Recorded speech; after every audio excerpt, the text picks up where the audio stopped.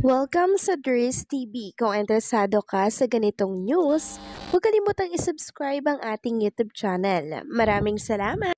So ayun, welcome back again sa ating YouTube channel mga kakimpaw, and sa update natin ito, ang pag-uusapan natin ay tungkol sa mga importanteng ganap kina Kim and syempre kay Paolo Avellino. Pero bago po ang lahat, maraming salamat sa inyong patuloy na pagsuporta at pagsubaybay sa mga daily update natin. Kaya naman bilang pasasalamat, narito po ang mga napili kong komento patungkol sa naging previous update. Una komento mula po ito kay Ginang Mila Carillo. Sabi niya, pahinga ka naman Kim. Ang nakikita ang katawan mahirap magkasakit, pahinga ka muna bago maglala. Hayaan mo muna ang trabaho, nandyan lang yan.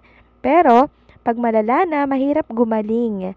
Pau, pigilin mo na si Kim, kikitain mo rin pag gumaling ka na sa awa ng Diyos. Gagaling ka rin Kim, pahinga mo yan, Kim.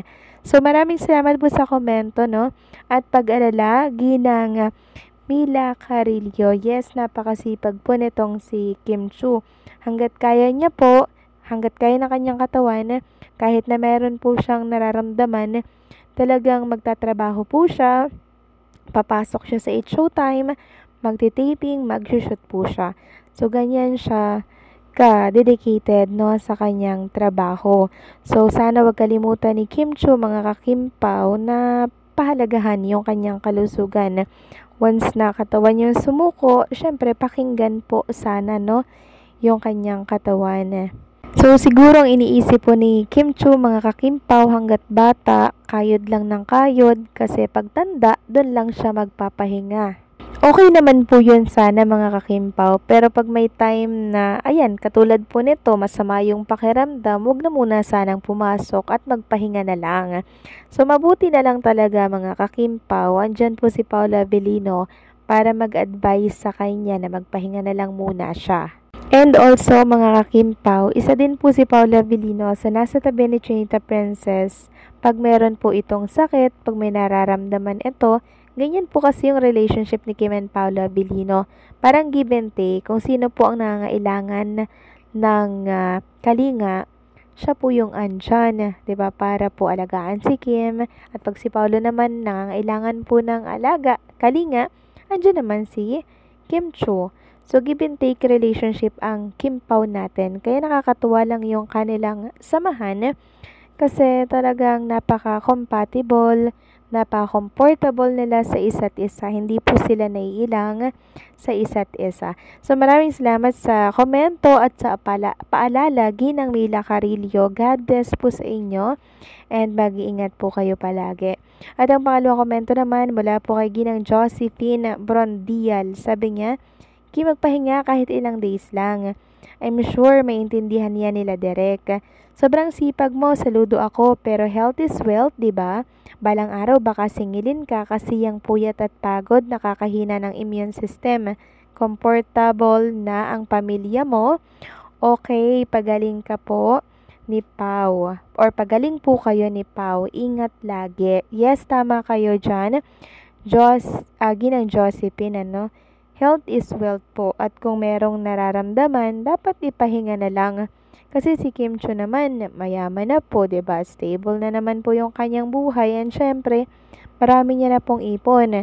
Kung baga, buhay na po yung magiging apo sa tuhod ni Chinita Princess, sa mga naipundar niya, sa mga properties, sa ipon niya, 'di ba? Kaya sana wag niyang masyadong seryosohin yung kanyang trabaho. I mean, huwag niya namang masyadong sipagan, 'di ba? Kasi hindi naman kailangan. Galingan niya pero hindi niya pwedeng sipagan, lalo na kung meron siyang iniindang karamdaman, 'di ba? So better na magpahinga na lang muna siya, 'di ba, mga kakimpaw, para sa health niya, kasi ang health iisa lamang 'yan. And syempre, yan po ang tunay na kayamanan. So maraming salamat po sa komento, Ginang Josephine. God bless po sa inyo and mag-iingat kayo palagi. So ito na nga, pag-usapan na natin mga kakimpaw ang mga topic na nakalap natin sa gabing ito or sa hapong ito or sa umagang ito, kung anong oras nyo to mapanood mga kakimpaw. So unahin natin ang tungkol dito sa inilabas po na video ni Chinita Princess another promotional video ito para po sa kanyang business na House of Little Bunny na bag. So, ang video na yon ay kuha po siguro sa ibang bansa, mga kakimpaw. And ang suot po ni Chinita Princess dito ay color black na t-shirt.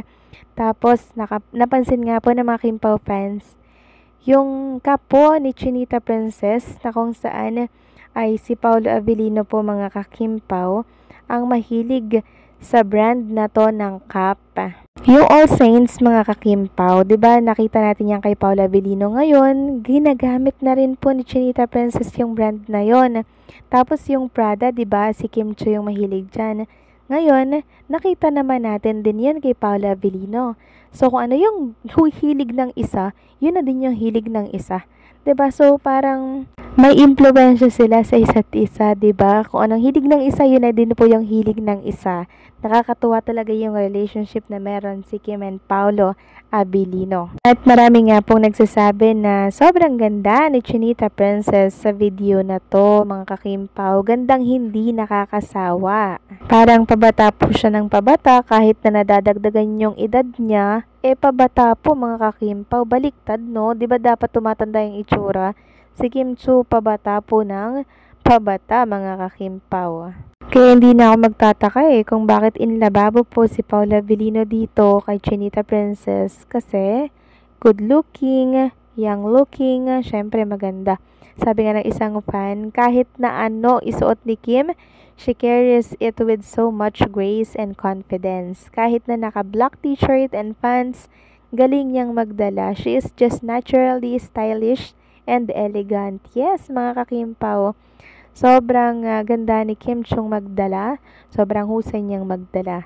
Samantalang next topic naman, pag-usapan natin ang tungkol dito sa post po ni Ma'am Aisa dito sa Facebook. Sabi niya, bakit kaya daw wala pang renewal ng contract si Chinita Princess, mga kakimpaw? Si Paolo Avellino naman na nababalitang pumirma pero hindi po pinakita yung kanyang pagpirma po, 'di ba?